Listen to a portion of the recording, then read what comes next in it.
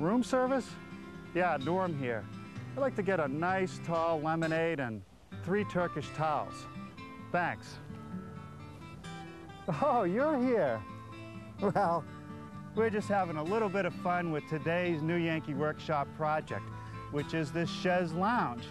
The story today is not just how to build it, but it's also about the timber that I used to build it.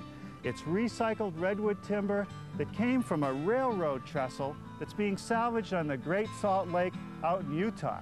We'll take you there first, then we'll come back and build the chaise lounge. That's next, right here on the new Yankee Workshop. The new Yankee Workshop features the craftsmanship of Norm Abram and is made possible by... Don't drink the water. We're at the Great Salt Lake. Now, they tell me on a clear day, if you look in that direction, you would find Salt Lake City. If you look to the east, Ogden, Utah. And if you look to the west, Reno, Nevada. Now, this track is part of the Transcontinental Railway that connected the east to the west. It's now run by the Union Pacific. In the old days, they used to go around the lake. It was long and it was dangerous. So they decided to build a cutoff. Most of it is a causeway built up with gravel and stone. But where the water got deep, they built a wooden trestle out of Douglas fir and redwood from the west coast.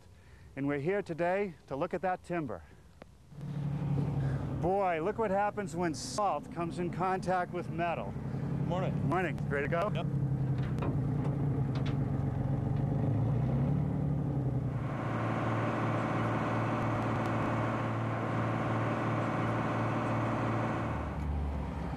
Here's one of the barges with all the equipment that they're using to remove these timbers, particularly the pilings. Up here on top of the barge are a piece of equipment, a crane with a pile extractor and a loader to move pilings around. Here's a few that they moved the other day, and look at these things. 18 to maybe 24 inches in diameter, 100 feet long, and they're covered with all kinds of minerals and salt. And down here is where they went into the mud at the lake bottom. Now, these don't look very promising, but we know that once you cut through these timbers, there's beautiful material. They said we could watch today as they pull one of these out.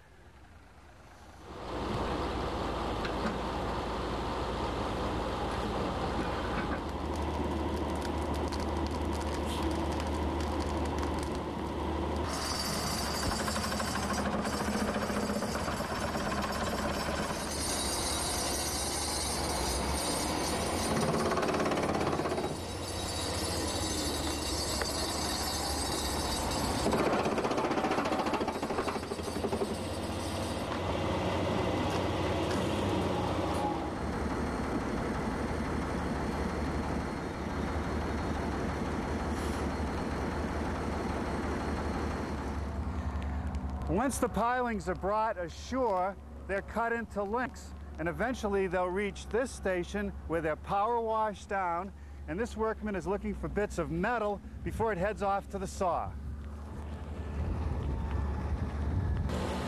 This carbide-tipped circular saw turns the log into a square timber.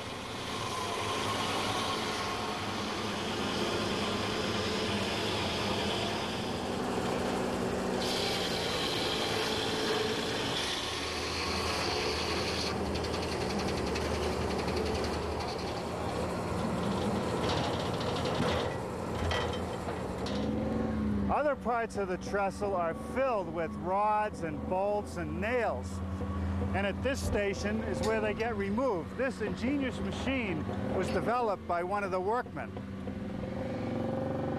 Now, the device hanging from the chain looks a bit like a claw from a hammer. It just grabs onto metal and pulls it out quite easily. I'd hate to try to do that with a cat's paw. The way that this trestle was built is that first they drove those Douglas fir pilings into the lake bottom. Then they built a Douglas fir framework on top of that. Then a deck, which was tarred and graveled, more ballast added, railroad ties, and then the track. Now look at what they selected for the deck. 3 by 12 redwood. And if you look at the end of this piece, you can see how close the growth rings are to one another, which means this was an old, slow-growing timber. And it's still in as good a condition today as it was 65 years ago. When you clean it up, it looks like this. You can still smell and taste the salt. It's great timber, and it's a piece of history. I think we should find a couple new Yankee Workshop projects to build with this.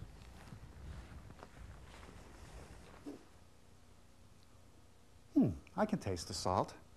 The good folks out at Salt Lake City sent me several timbers to work with. Now, it took me a while to cut through them, surface plane them, and joint them, and I ended up with a variety of different sizes because I had to cut around the defects, but this is what I have. You can still see where the steel went through the pieces because it stains the redwood. I've got some wide pieces, some 2x4s, some 2x6s, and a lot of 1x3. From this wood, I ended up with our chaise lounge. It has a full recline position. The backrest comes up into 4 inclined positions, and it has these redwood wheels that make it easy to move it around. The redwood makes it fairly light, and I also know that the redwood will hold up well outdoors. Now, if you'd like to build a version of our chaise lounge, a measured drawing is available with a materials list, and you'll hear more about that before our program ends. The first thing I want to do is trim the rails to length, but before we use any power tools, let's talk about shop safety. Be sure to read, understand, and follow all the safety rules that come with your power tools. Knowing how to use your power tools properly will greatly reduce the risk of personal injury. And remember this, there is no more important safety rule than to wear these safety glasses. I've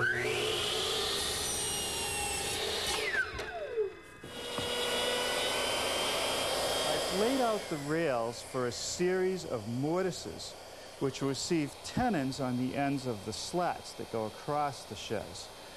I'm just using my router, which is set up with a guide fence and a 1/2-inch straight cutting bit. I simply plunge the router in at the beginning of the layout and remove it at the end. Next, I have to make 2 mortises in the bottom of the rail, 1 on each end, to receive the legs. I've reset the fence, and I've made a plunge cut from each face, half the depth. Now I'll just complete it by going the rest of the way. Let's take a look at our prototype. There are a couple cross pieces that connect the rails. They'll add strength to the frame. They sit in mortises. There's one here near the backrest, and there's another one near the handles. To make those mortises, I've made a plywood template with a cutout, and I've clamped it right over the area of the mortise. To mortise it, I'm using the router now set up with a collar and the same 1/2-inch bit. The collar rides around the template, the bit does the work.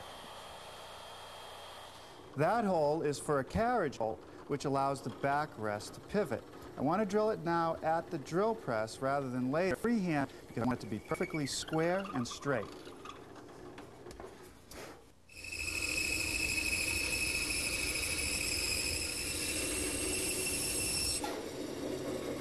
Here I'm beginning to shape the handle. No sharp corners, so here I'm rounding the end at the head.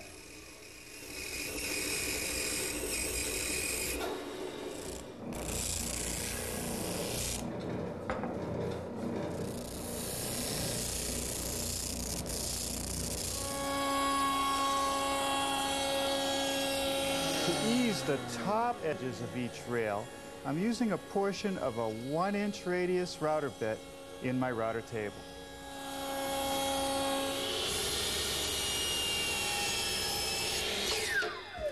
Here I'm beginning to form the legs. First I make a 30-degree cut where it's going to meet the rail, and then I'm going to form a tenon.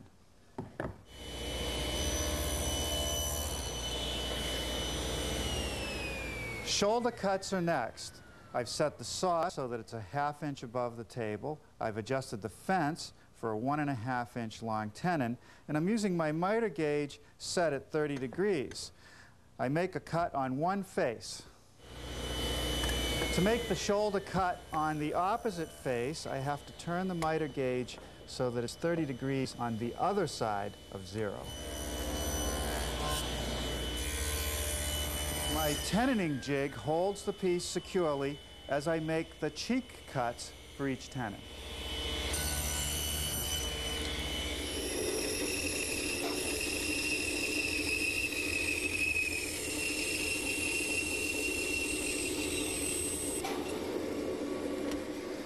That completes the cuts for the tenon on the legs. Each leg is slightly tapered, so I'm using my homemade tapering jig to make the cut. I've cut it a bit strong. I'll smooth this at my jointer.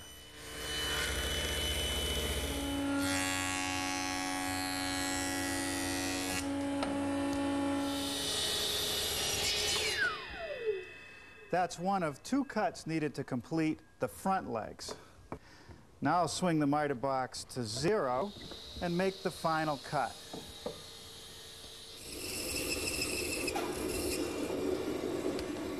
That's the cut that completes the bottom of the leg that gets the wheel. Let's look at the prototype again, and you can see that there's a piece that connects the 2 legs that have the wheels. That piece is let in, and it'll keep the legs from twisting. To make the notch, I'm just going to use my miter gauge and guide the piece through the table saw, nibbling away the material.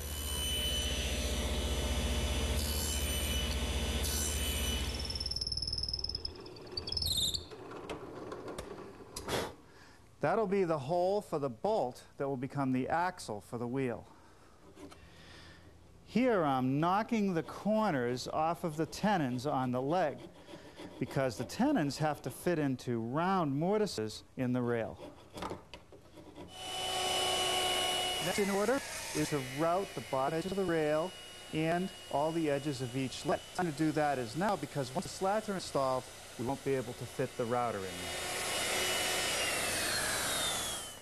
I'm ready to start working on the slats. There are short ones on the backrest, longer ones on the bed. All the tenons are the same. So I've set up, as always, to make the shoulder cuts first.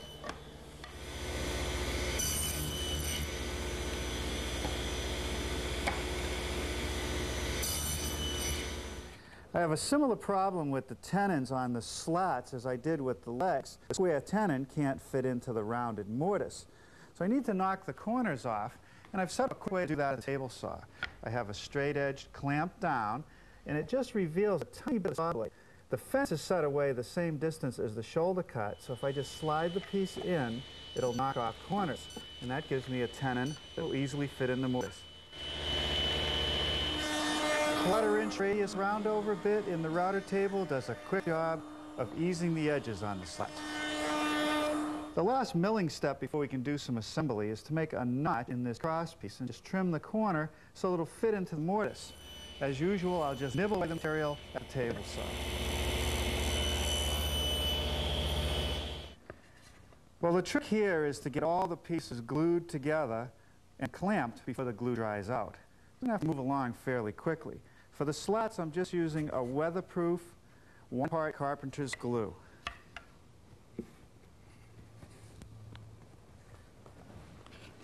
As I'm putting this together, I'm thinking this old redwood timber supported steam trains 50 or 60 years ago. We've transformed it into smaller pieces of wood to build a shed lounge, which will support sunbathers. If only the wood could speak. Now this is the socket for the cross piece. I'm going to switch to a much stronger glue. This is a polyurethane glue. I put on a thin coat onto one side of the joint. It actually likes to cure in the presence of moisture. So on the end of the cross piece, I'm simply going to wet it.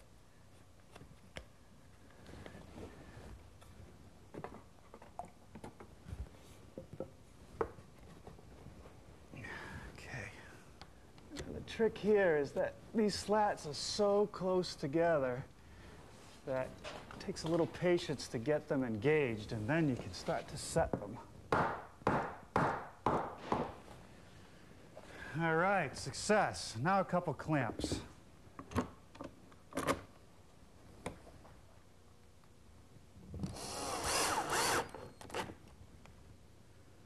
Once again, I'm turning to my polyurethane glue to hold these legs in place, glue in the socket, and wet the tenon.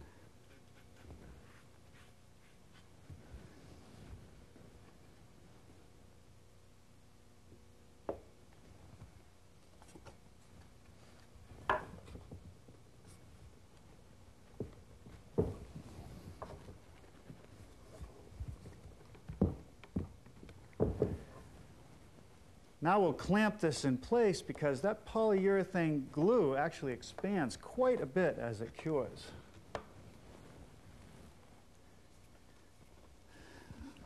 Okay, that should do it. We'll let this set overnight, and tomorrow we'll easily finish this project. I wonder where room service is with that lemonade.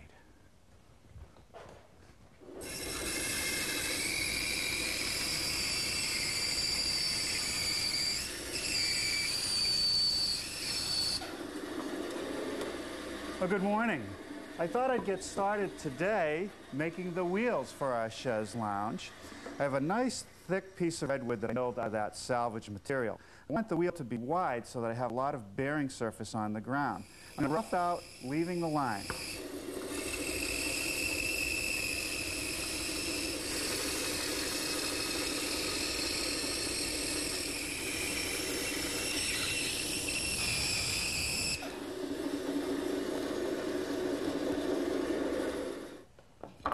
To true the wheel up, I'm going to use my sanding center.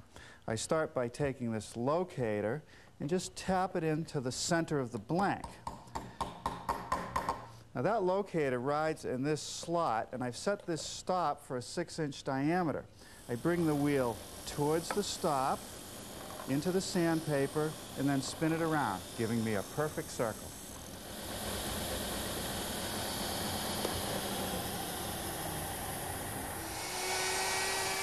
A 1/2-inch radius roundover bit takes care of the edges.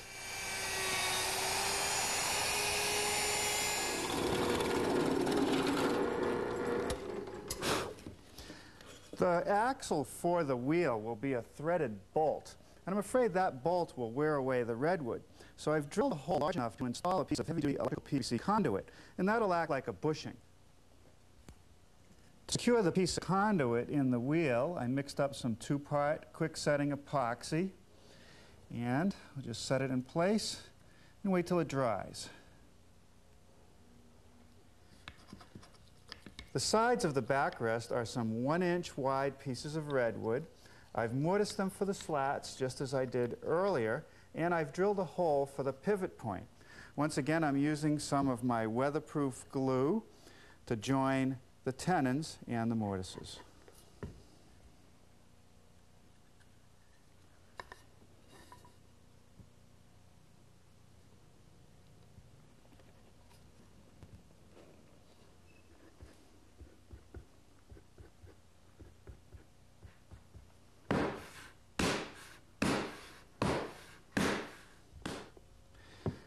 The adjustment arms for the backrest pivot on these little blocks. They're located centered on the side pieces, and they're attached with some glue and a few more of those bronze screws.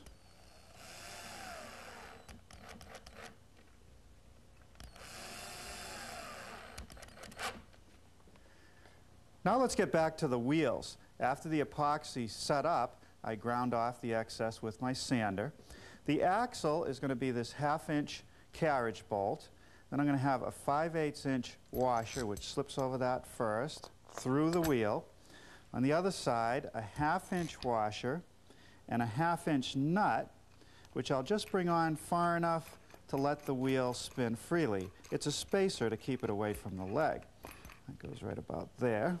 And I slide that assembly through the hole we pre-drilled in the leg, another 1/2-inch washer, and then a 1/2-inch locking nut, which has a nylon ring, which will keep it from backing off.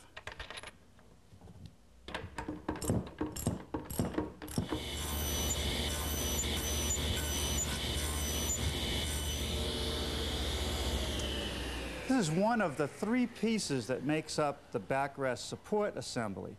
I've just nibbled away a notch which receives this cross piece. Once it's assembled, it holds up the backrest. Once again, we'll secure these pieces together with some bronze screws. To attach the adjustment arm assembly to the backrest, I'm using a 3/8-inch carriage bolt. It goes through the little block, a washer as a spacer. Align the 2 holes to go through, another washer, and a 3/8-inch locking nut.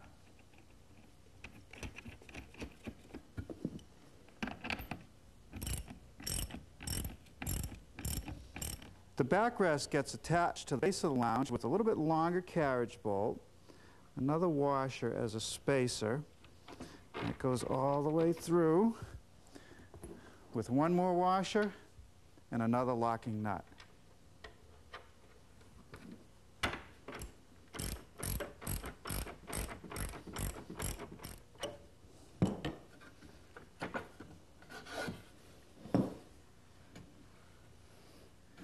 The last pieces to make for our chaise lounge are these two pieces, which I've screwed together to make the adjustment for the backrest positions.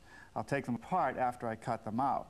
Here's a poster board layout of the notches that need to be made. I did this by trial and error on the prototype, and basically there are 5 positions. One here, which is slightly inclined. This notch out is for the block. It's on the back of the backrest, but it also acts as another inclined position. One here, and fully reclined. I'll cut them out, sand them, and then install them.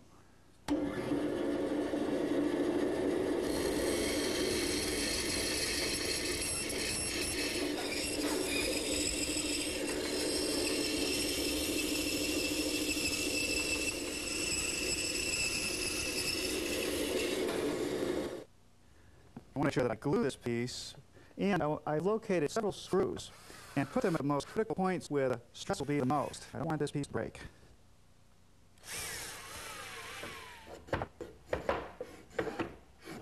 All right, that seems to work fine. A little bit of final sanding. All I got to do is find a cushion.